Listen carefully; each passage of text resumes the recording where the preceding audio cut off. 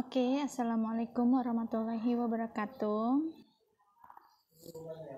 Good morning everyone. I hope all of you are fine today ya. So today I will explain about reported speech ya. So what is reported speech? Apa sih reported speech itu? Reported speech itu bisa dikatakan kalimat tidak langsung. Maksudnya kalimat tidak langsung apa sih? Kalimat tidak langsung itu berarti intinya kita membicarakan apa yang telah orang lain bicarakan ya. Berarti dalam konteks ini adalah membicarakan orang ketiga ya. Nah, untuk lebih jelasnya kita akan bahas lebih mendalam mengenai reported speech ya. Oke, reported speech bisa juga dikata lain dengan indirect speech ya. Jadi reported speech itu bisa dikatakan dengan indirect speech ya, atau kalimat tidak langsung. Nah, kalau direct speech itu adalah kalimat langsung ya, jadi kalimat yang langsung diucapkan oleh orang tersebut. Tapi indirect speech kalimat yang tidak langsung, jadi bukan oleh orang tersebut dikatakannya ya, tapi oleh orang ketiga. Oke, ketika kalimatnya berupa simple present tense ya, dalam kalimat langsungnya kita ubah menjadi kalimat tidak langsung menjadi simple past tense ya. Tadinya simple present tense menjadi simple past tense, jadi berubah dalam tensesnya. Kemudian tadinya present continuous tense menjadi past continuous tense ya, berubah. Tadinya present perfect tense menjadi past perfect tense. Kemudian tadinya present perfect continuous tense menjadi past perfect continuous tense. Kemudian di awalnya simple past tense menjadi past perfect tense. Kemudian past continuous tense menjadi past continuous tense, masih ya, tidak berubah. Kemudian tadinya past perfect tense menjadi past perfect tense, tidak berubah pula. Past perfect continuous tense menjadi past perfect continuous tense, tidak berubah. Simple future tense menjadi past future tense ya, ini juga berubah. Kemudian tadinya future continuous tense menjadi past future continuous tense, berubah juga. Kemudian tadinya future perfect tense menjadi past future perfect tense. Nah, di sini adalah perubahan dalam konteks tensesnya ya. Jadi dalam kalimat langsung itu berubah ke dalam kalimat tidak langsungnya, dalam tensesnya ya.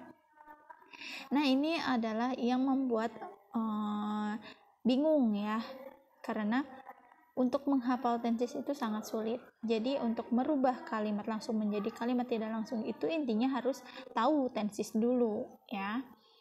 Nah, maka dari itu tidak cukup hanya satu pertemuan saja untuk membahas materi ini. Nanti kita akan bahas lebih mendalam mengenai reported speech ini ya. Oke, selain dalam tenses, bentuk dalam kata to be-nya atau kata kerja to be-nya ya, dan modal auxiliary juga berubah. Ketika dalam kalimat langsungnya menggunakan am atau is atau are ya, atau was atau were, dalam to be-nya berubah menjadi was.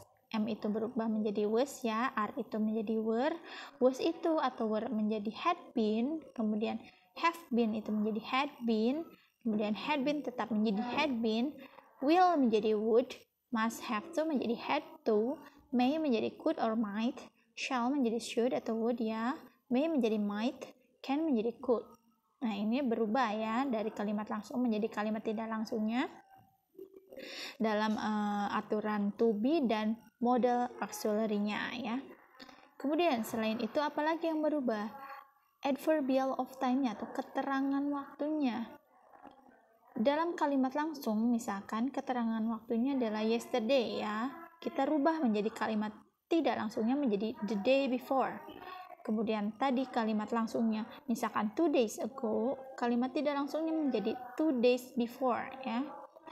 Kemudian now menjadi then atau at the time ya, tonight menjadi that night, today menjadi that day, tomorrow menjadi the day after ya, the following day, next week menjadi a week after or the following week, kemudian here menjadi there ya, this menjadi that, this menjadi those. Nah, ini adalah aturan ketika kita merubah kalimat langsung menjadi kalimat tidak langsung yang ada adverbial time-nya atau keterangan waktunya ya. Kemudian ini kita langsung saja ke pembahasannya. Jadi, jika kalimat langsungnya berupa statement atau pernyataan, nah untuk kalimat yang berupa statement biasanya ditandai dengan kata kerja tell atau told ya, atau say atau said. Nah, jadi kalimat langsung itu harus ada tell, told, say atau said ya. Selain itu, bisa juga digunakan kata kerja lain seperti admit, suggest, and advise ya.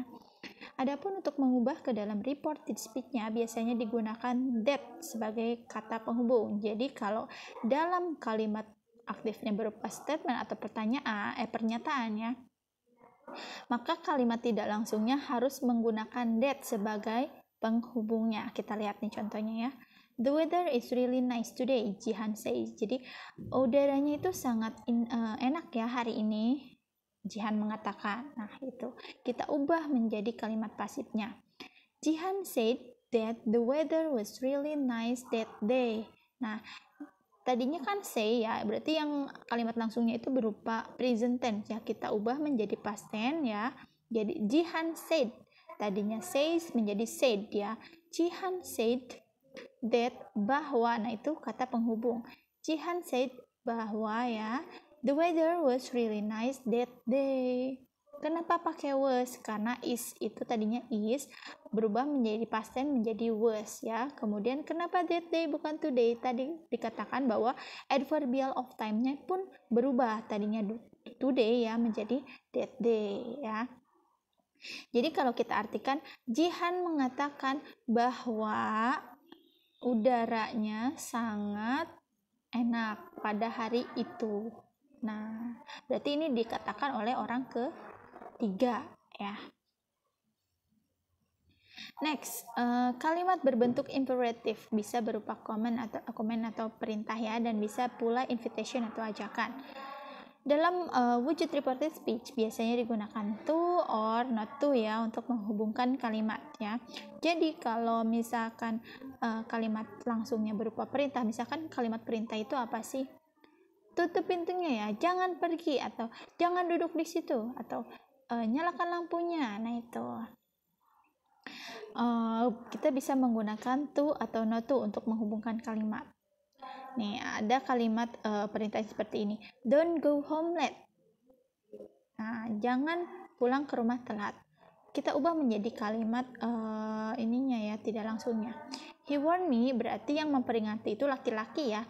He warned me, dia memperingatiku not to go home late. Jangan pulang ke rumah telat. Nah, untuk imperative sentence ini atau kalimat perintah ini tidak berubah pada tensesnya ya, tetap saja seperti itu. Tadinya go home late, tetap saja go home late ya, tidak berubah dalam tensesnya. Jadi yang berubah hanya kata penghubung dan kata awalnya saja ya, subjeknya. He warned me ya, he warned me not to go home late. Dia memperingatiku untuk tidak pulang ke rumah telat. Oke. Bagaimana kalau kalimat langsungnya berupa yes atau no question ya? Yes, no question itu apa sih? Pertanyaan yang jawabannya hanya yes atau no doang. Ya, bukan jawabannya itu perlu kata-kata yang banyak, tapi kata-katanya hanya yes atau no doang. Nah, itu. Jadi tidak butuh alasan ya. Dalam bentuk ini kita menggunakan if atau whether untuk menghubungkan kalimat ya. Contohnya seperti ini kalimatnya. Did you enjoy your holiday? Nah, berarti kan ini pertanyaan yang jawabannya cukup yes atau no doang ya.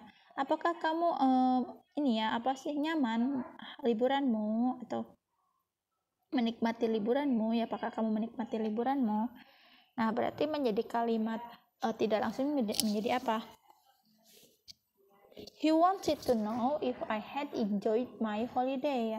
Dia ingin tahu apakah saya menikmati liburan saya. Nah, itu berarti tadinya past tense menjadi tenses apa? Kita harus analisis tensesnya ya. Kemudian ini ada if itu berarti merupakan kata penghubung ya untuk kalimat ini. Oke, kemudian yang terakhir adalah information question. Jadi kalau misalkan ada kalimat langsungnya berupa information question itu apa sih? Jadi pertanyaan yang jawabannya itu harus berupa alasan atau banyak gitu jawabannya itu. Contohnya menggunakan kalimat tanya seperti ini. What, who, where, when, why, which, whose, whom, how, atau 8W 1H, bisa dikatakan dengan 8W 1H ya. Nah, untuk menghubungkan kalimat yang perlu dilakukan adalah memindahkan be auxiliary modals ke belakang subjek. Jadi menggunakan memindahkan to be ya, to be itu is MR, was were ya, atau modal itu will, would, can, nah itu ke belakang subjek. Contohnya, what's her opinion? Apa pendapat dia perempuan ya? Apa pendapat dia? Nah, kalimat tidak langsungnya menjadi he asked me what her opinion was ya. Nah, was-nya itu berarti be to be-nya ya. Ada di belakang subjek ya. He asked me what her opinion was ya. Nah, itu. Ini adalah contoh bagaimana kita mengubah kalimat tidak langsung ke dalam kalimat yang kalimat langsung menjadi kalimat tidak langsung berupa information question. Oke. Nah, untuk materi ini nanti kita akan bahas satu persatu ya, dari tenses present tense ke past tense dulu. Nanti pertemuan berikutnya kita bahas tenses berikutnya ya. Jadi sekarang ini hanya dijelaskan sebagian besar saja mengenai aturan-aturan dalam merubah direct speech ke dalam indirect speech ya, atau mengubah kalimat langsung menjadi kalimat tidak langsung secara garis besarnya ya. Okay guys, I hope all of you are understand about this material ya. See you next material and wassalamualaikum warahmatullahi wabarakatuh.